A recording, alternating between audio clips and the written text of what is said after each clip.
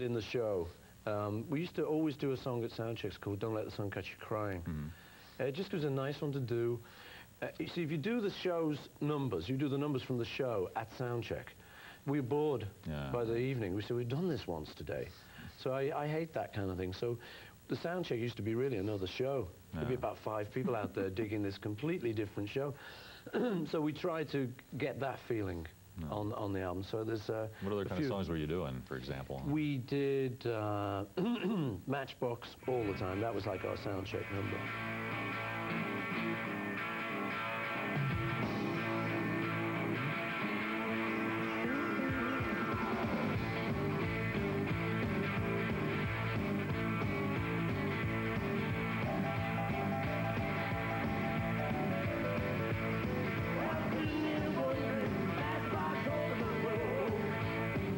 In putting this album together, you have 19 tracks. I wonder how you go about selecting what's going to go on an album like this, and how you selected the songs to go on tour. Do you go back and say, well, we have to have these Beatles tunes, we need these Wings songs, here's some solo stuff, and do you have to agonize over this?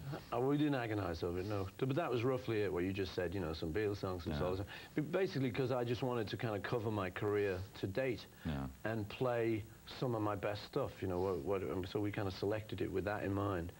I didn't want to just do a sort of 60s revival tour. No. I think that's a bit boring. You know, it's okay for some acts, but I've done a little bit more than that, you know, and I do think my more modern stuff stands up. So I didn't want to betray the new stuff. So we decided we'd put that in. And basically all we did was we just chose a bunch of songs, like you say, some Beatles, some Wings, some solo. Not enough Wings for some people, actually. Some people felt we were a little light on things like Ram and stuff. But, I mean, you know, you only got 2 hours. And what we did, we just rehearsed it. And if in rehearsal it seemed to work, fine. If it didn't, but it was maybe a great song, but we didn't enjoy it, we just knocked it out. So we just waited till we had enough songs that we enjoyed. And we said, right, now we can go on tour. And we threw in just some rock and roll things, you know, just that weren't mine. Matchbox and stuff like that. Matchbox and stuff. Are there some songs like the Beatles songs or Wing songs that just can't be done live? Have you found? I mean, did you try them so they're just so complex we can't get them down right? Well, I wouldn't say they can't be done. I'm sure anything could be done. If we can record it, it could be done. And these days, you know, with synths and stuff, you can do samples of stuff when it was multi-layered. You know, you can achieve that effect. That wouldn't be the worry that you couldn't do. More the worry that you didn't want to do it, that it wasn't feeling good. Some of them actually just don't feel so good live.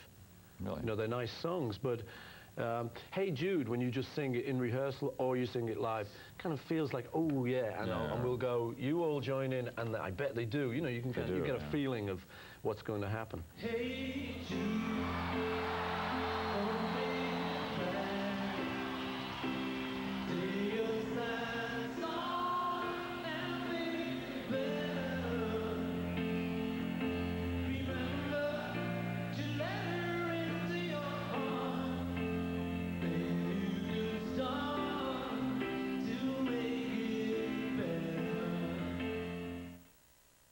Watch all the hits and more on...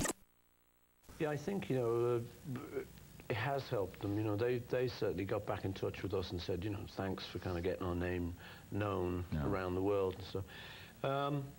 Yeah, it's really been good. The main thing, rather than the group themselves, the Friends of the Earth, being thankful, which they are, the main thing I like is the kids writing me letters and saying, you know, okay, I did a lecture at my school and I used your tour brochure for the information, you know. That's great to think that it's got around like that, because that's who I'm interested in, is that the young kids with the message. Have you rearranged your life in any way for ecological reasons? I mean, we see this more and more. People are like having different disposal systems and paper here, cans here, and stuff like that. Have you totally like rearranged your I think it is happening generally. You know, I'm not any more special than the next person, but instead of throwing away your Coke cans now, they sort of tend to go in a sack to go somewhere, you know. I mean, I'm not a great expert on this, but yeah, you do little things, you know. I'd heard that there was a story somebody told me about that you were a vegetarian, that you had been liberating lobsters in London. How does this work? That was a great story, actually. It wasn't true, unfortunately. It was a terrific story. Talk about it anyway. Yeah. No, it actually just appeared in the papers. And I just thought, well, I won't ring them up and tell them I haven't been liberating lobsters. I mean, it's a good story. I don't care, you know. But the nearest thing we ever did to that was we were on holiday in the Caribbean, and a local fisherman caught a beautiful turtle, big sea turtle, And we went, oh, wow, you know. And he said, $10, $10, and right on. Bought the sea turtle. He heard, unfortunately, we said we were going to release it, and then he wouldn't sell it to us. Really? He said, no, you're going to, if we had it as soup, fine, $10, no problem. The minute he thought we were going to release it round in the next bay, I think actually he thought that the great god of turtles would never send him another turtle again. I think it was that kind of thinking, you know. So we had to give it him back. It was really depressing, you know. Yeah. But that's as near as we got to saving lobsters, a sea turtle once. Are you a great proselytizer of this? I mean, I don't even know what that means, Kurt. Well, it means that if you go somewhere and say, you know, you shouldn't be eating meat, I don't eat meat, you shouldn't do it. Are you one of those people? Or No, just the opposite. In fact, it's sometimes very embarrassing being vegetarian because people sort of say, oh, I'm sorry I'm eating this meat. You say, look, it's your life, man. You mean, I'm not going to tell you what to do. I mean, I say I don't want to preach it. I don't even want to proselytize it. Or whatever. Sounds like an operation then. Well, let's get off the farm. How's your proselytize? That's pretty good since I got it prepared. God. There seems to be a growing vogue for Live and Let Die. There's a band called Jellyfish that does this as an opening song, and Axl Rose from Guns N' Roses is going to record on the next Guns N' Roses album. They're doing Live and Let Die. Great, amazing. Huh? What is the story of that song? How did you were handed this movie and you had to come up with a song, and it was difficult to sort of... Well, you know, when you're a songwriter, there's, in the old days, the thing of a songwriter, when I was like about 14, used to be to write a song for Sinatra. That was like the highest accolade for me. Well, you know, after 14, as you got to 20, that wasn't the case anymore because rock and roll had come in. So then the highest accolade became to sort of write like a big film song, and like a Bond feature song or a title song from a big movie. And I was offered Live and Let Die.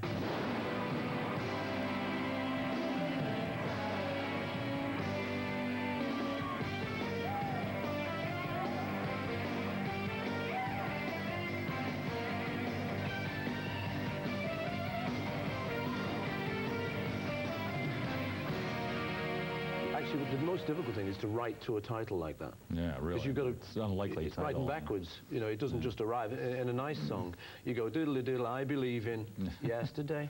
Oh, that's a good title. But, you know, you're working the other way. You've got to try and figure the whole thing out from the title. And not a romantic title either. It must be a little difficult. So, but it just came easily. You know, I just sort of thought, right, I'll go that way. When you were young, you used to say live and let live. Now you say live and let die.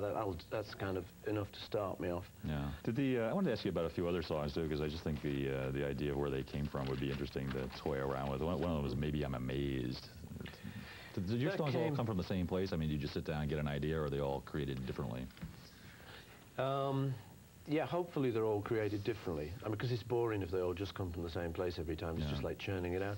If you're lucky, you get an inspiration, you know, either if you sit down at the piano or guitar, whatever it is you're going to play on. Just something happens, you'll get a little, you know, ding, little light bulb will go off and you go, oh, okay, great, that's my direction. This was written very early on when Linda and I just got together, and we was kind of what we sort of call our funky period. We were living pretty funky with just the kids. Little two-bedroomed house. It wasn't at all the sort of rich Beatles living at all. We were getting away from that whole thing. Like the Beatles used to get your Christmas tree bought for you by the office. And you just thought, well, this is how everyone lives, you know. And we now, when Linda and I got together, it was like, sod it, we'll just go down the street. I've seen them, they're £8, you know. Let's go and pick up our own Christmas tree. So we were living very like that and just doing it. Funny, actually, we just saw Ringo and Barbara, and that's their big new buzz. They're buying their own Christmas trees. They're absolutely. Well, it's funny though. You know, most people watching would think, well, everyone buys their own, but it was something we had to break out of, being too dependent on the office and the machinery.